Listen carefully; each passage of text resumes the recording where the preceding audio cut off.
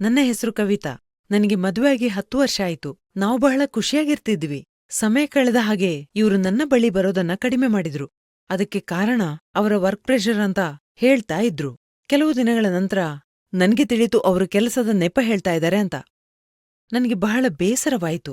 ಇದನ್ನ ಹೇಗೆ ಸಾಲ್ವ್ ಮಾಡೋದು ಅಂತ ತಿಳಿಲಿಲ್ಲ. ಅವರಲ್ಲಿ ನೇರವಾಗಿ ಕೇಳಿದ್ರೆ ಹೇಳದಿರ್ಬೋದು ಅಂತ ಹಿಂದೆ ಸರಿಯುತ್ತಿದ್ದೆ.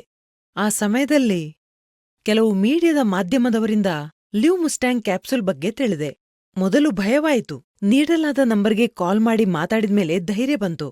ಅದರ ನಂತರ ಆ ಕ್ಯಾಪ್ಸೂಲ್ ಅನ್ನ ತರಿಸಿದೆ. ಅವರಿಗೆ ದಿನಾ ರಾತ್ರಿಗೊಂದು ಕ್ಯಾಪ್ಸೂಲ್ ಕೊಡೋದಕ್ಕೆ ಶುರು ಮಾಡಿದೆ. ಬದಲಾವಣೆ ಕಾಣಿಸಿತ್ತು. ಬರಬರುತ್ತಾ ನಮ್ಮಿಬ್ಬರ ಅಂತರ ಕಡಿಮೆ ಆಯಿತು. ಸಮಸ್ಯೆ ಇರುವ ಹಲವರಿಗೆ ನಾನು ನಿಸ್ಸಂಕೋಚವಾಗಿ ಲಿವ್ ಮುಸ್ಟ್ಯಾಂಗ್ ಬಳಸಲು ಸಲಹೆ ನೀಡ್ತೀನಿ.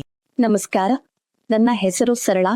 ನಾನು ಒಂದು ಗೃಹಿಣಿ. ನಮ್ಮ ಮದುವೆ ನಿಯೋಜಿತ ವಿವಾಹವಾಗಿತ್ತು. ಮದುವೆಯ ನಂತರ ನನ್ನ ಪತಿ ಎಂದಿಗೂ ನನ್ನನ್ನು ಅವರ ಹತ್ತಿರ ಬರಲು ಬಿಡಲಿಲ್ಲ. ನನಗೆ ಅವರು ನನ್ನಲ್ಲಿ ಆಸಕ್ತಿ ಇಲ್ಲವೆಂದು ಅನಿಸುತ್ತಿತ್ತು.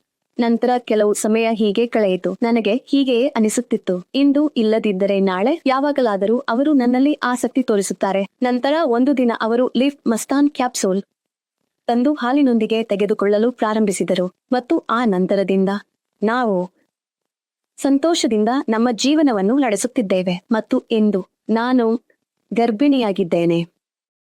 ಇದು ಸಂಪೂರ್ಣವಾಗಿ ಆಯುರ್ವೇದಿಕವಾಗಿದೆ. ಇದು ಆಫ್ರಿಕನ್ ಔಷಧಿ ಸಸ್ಯಗಳ ಮಿಶ್ರಣದಿಂದ ತಯಾರಿಸಲಾಗಿದೆ.